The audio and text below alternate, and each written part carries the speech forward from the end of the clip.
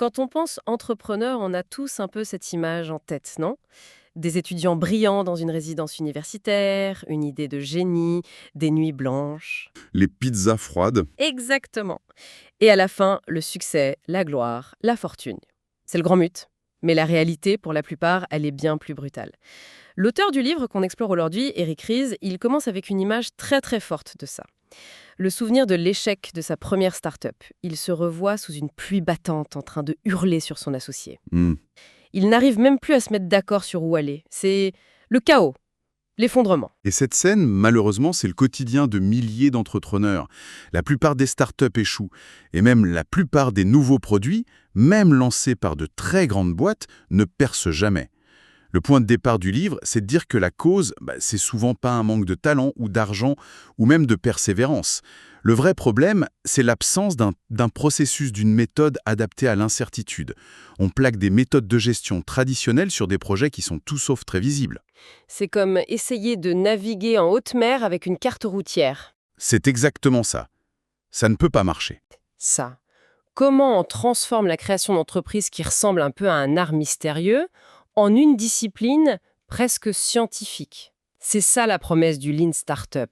Et ce qui est fou, c'est que ça a dépassé le monde des startups de la Silicon Valley. On retrouve cette méthode chez des géants comme General Electric ou même dans des PME industrielles en France. Tout à fait. Partout où l'on cherche à créer quelque chose de nouveau, en fait. Et le premier pas, c'est un changement total de perspective.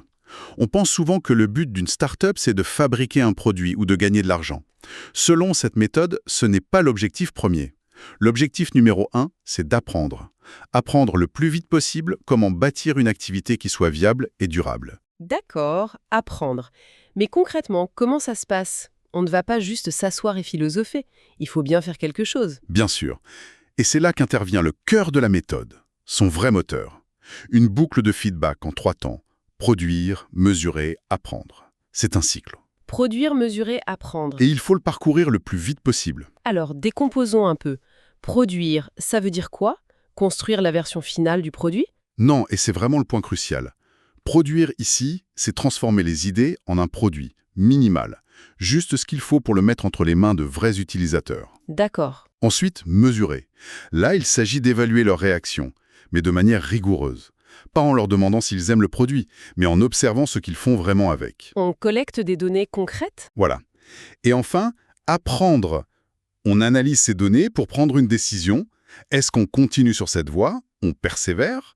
Ou est-ce que les données montrent qu'on fait fausse route et qu'il faut changer de cap? On pivote. Ah oui, là on est à l'opposé complet du fameux business plan à 5 ans qu'on passe des mois à polir. Précisément, la planification et les prévisions, ça ne marche que dans un environnement stable, prévisible. Une start-up, par définition, elle navigue dans le brouillard. Donc le point de départ, ce n'est pas un plan, ce sont des hypothèses. Des hypothèses? Oui, l'auteur dit qu'il faut identifier les 2 plus risquées. La première, c'est l'hypothèse de valeur. Est-ce que ce produit apporte vraiment de la valeur au client? Assez pour qu'il l'utilise et peut-être un jour paye pour. Mhm. Et la deuxième, c'est l'hypothèse de croissance froid. Comment est-ce que de nouveaux clients vont découvrir le produit? Et tout le début de la vie de l'entreprise consiste à tester ça. D'accord, tester ces hypothèses le plus vite et le moins cher possible. Et ça nous amène à un des concepts les plus connus du livre, le produit minimal viable, le PMV. C'est ça. Le PMV, ce n'est pas juste une version bas de gamme du produit final. C'est l'outil qui permet de démarrer cette boucle d'apprentissage avec le minimum d'effort. La question qu'il pose, ce n'est pas « est-ce qu'on peut construire ce produit ?», mais plutôt « est-ce qu'on doit construire ce produit ?» Et ça peut prendre des formes surprenantes. L'exemple de Dropbox est incroyable là-dessus. Leur premier PMV, ce n'était même pas un logiciel. Ils n'avaient pas encore la techno pour faire marcher leur service. Non, il n'avait rien. À la place, ils ont fait une simple vidéo, 3 minutes, qui expliquait le concept, qui donnait l'impression que le produit existait déjà. Ils l'ont publié sur un forum. Et le résultat était dingue. La liste d'attente est passée de 5 000 à 75 000 personnes en une nuit. En une nuit, Sans avoir écrit une seule ligne de code complexe, ils avaient validé leur hypothèse de valeur. Les gens voulaient cette solution. C'est ça un PMV parfait. Effort minimal, apprentissage maximal. attendez, cette idée de PMV, elle est puissante, mais elle me semble aussi risquée. Si une grande marque déjà établie sort un produit qui est minimal, pas totalement fini, est-ce qu'elle ne risque pas d'abîmer son image? C'est une excellente question et une peur très fréquente. Le livre insiste bien, minimal ne veut pas dire de mauvaise qualité. Le PMV doit être de haute qualité pour ce qu'il fait, même s'il fait très peu de choses. D'accord. Et surtout, il n'est pas fait pour être lancé en grande pompe avec une grosse campagne marketing. Il est destiné à une petite frange d'utilisateurs, les early adopters, ceux qui sont prêts à pardonner les imperfections pour avoir accès à une innovation. Un autre type de PMV, le concierge, illustre bien ça. Au lieu de construire un système automatisé, les fondateurs fournissent le service à la main pour les tout premiers clients. À la main. Oui, comme le fondateur de Food on the Table. Il préparait lui-même les listes de courses pour sa toute première cliente.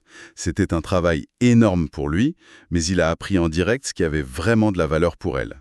Ok, donc on a un PMV, on récolte des données, mais comment savoir si on regarde les bons chiffres?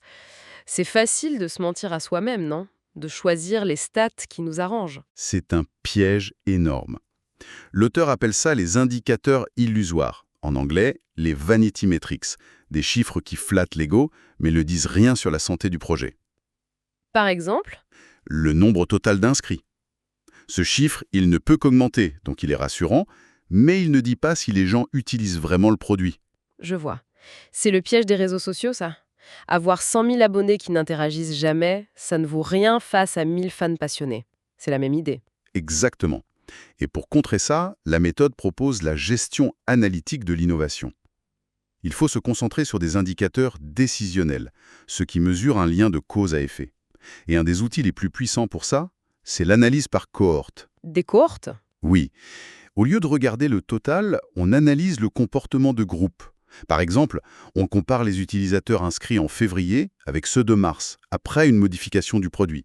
Si le groupe de mars est plus actif, reste plus longtemps, alors on a la preuve que notre modification a eu un impact positif. Ah, d'accord. C'est ça, l'apprentissage validé. Une preuve quantifiable que nos efforts d'amélioration, ils portent leurs fruits. Et cet apprentissage validé, il mène au moment de vérité, la décision stratégique. C'est le fameux Carrefour-Gevron, pivoter ou persévérer. Si les données montrent que, boucle après boucle, les indicateurs s'améliorent, on persévère. Mais si, malgré les efforts, les chiffres stagnent, il faut avoir le courage de pivoter. Et un pivot, ce n'est pas un échec. Non, c'est une correction de trajectoire, structurée, basée sur ce qu'on a appris. C'est une nouvelle hypothèse qu'on décide de tester. Pour l'auteur, la vraie marge de manœuvre d'une start-up, ce n'est pas le temps ou l'argent, c'est le nombre de pivots qu'elle peut encore se permettre. Tout ça est très logique. Mais on sent bien que le nerf de la guerre, c'est la vitesse. Plus on fait de tours de la boucle, produire, mesurer, apprendre rapidement, plus on a de chances de trouver le bon chemin.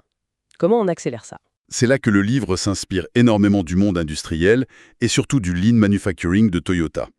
Il y a un principe qui est particulièrement contre-intuitif, le pouvoir des petits lots. Des petits lots. Oui, l'auteur utilise une anecdote toute simple mais géniale. Imaginez que vous avez 100 lettres à envoyer. Intuitivement, on se dit que le plus efficace, c'est de tout faire en série. Plier les 100 lettres, puis mettre les 100 lettres dans les 100 enveloppes, etc. Oui, ça semble logique, l'idée de la chaîne de montage. On se spécialise, on répète, on devient efficace. Et pourtant, c'est plus lent.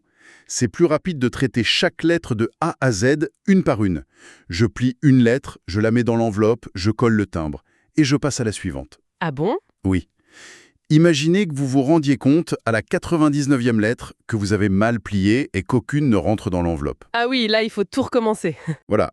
En traitant une par une, vous auriez découvert le problème dès la première lettre. Vous auriez corrigé tout de suite. Travailler par petits lots permet de voir les erreurs plus tôt et, au final, ça accélère le flux. Je vois. Donc si on applique ça au développement, au lieu de construire une version 1.0 massive pendant un an, On sort une toute petite fonctionnalité chaque semaine. C'est exactement ça. Et ça mène à des pratiques comme le déploiement continu. Chez IMVU, la deuxième start-up de l'auteur, ils mettaient en ligne des dizaines de nouvelles versions de leurs produits, chaque jour. des dizaines de fois par jour? Mais c'est la recette du désastre, non? Comment on gère les bugs, les problèmes qui doivent forcément apparaître? En adoptant une autre technique, la méthode des 5 pourquoi. Quand un problème arrive, au lieu de chercher un coupable, on demande pourquoi, 5 fois de suite pour trouver la cause racine. D'accord. Le serveur a planté, pourquoi? Parce qu'un développeur a déployé un mauvais code. Pourquoi? Parce qu'il n'a pas fait les bons tests. Pourquoi? Parce que le processus de test est trop long. et ainsi de suite. L'idée est de trouver la faille dans le processus, pas dans la personne, et de la corriger pour de bon. C'est ça qui permet de garder la qualité tout en allant très vite. Ok. Donc au final, qu'est-ce que ça veut dire concrètement au-delà des startups de la tech? Qui peut vraiment utiliser ces idées? Absolument tout le monde qui crée quelque chose dans l'incertitude. Pour un manager dans une grande entreprise, ça offre un cadre pour gérer l'innovation. On crée un bac à sable où des petites équipes peuvent tester des idées à petite échelle en sécurité. Et pour une PME? Pour une PME industrielle, c'est une méthode pour concevoir des produits qui répondent vraiment aux besoins du marché, au lieu de se focaliser que sur l'excellence technique. L'idée fondamentale, c'est d'arrêter de gaspiller la ressource la plus précieuse, le temps, la passion et l'intelligence des gens. Si je devais synthétiser l'esprit du livre, je dirais qu'il cherche à démystifier la réussite. Le succès n'est plus vu comme un coup de chance ou un coup de génie isolé. Non. C'est le résultat d'un processus rigoureux, d'une discipline qui s'apprend et qui s'applique pour transformer le brouillard en une série d'opportunités d'apprendre. C'est tout à fait ça. Et ça implique un changement radical de mentalité. La vraie mesure du progrès n'est plus est-ce qu'on a livré à temps et dans le budget? Mhm. La vraie question devient est-ce qu'on a appris ce qu'il fallait pour savoir quoi construire ensuite?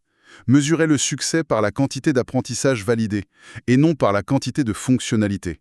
C'est là toute la révolution. Le livre se termine sur une pensée qui élargit encore le débat, une idée assez provocatrice.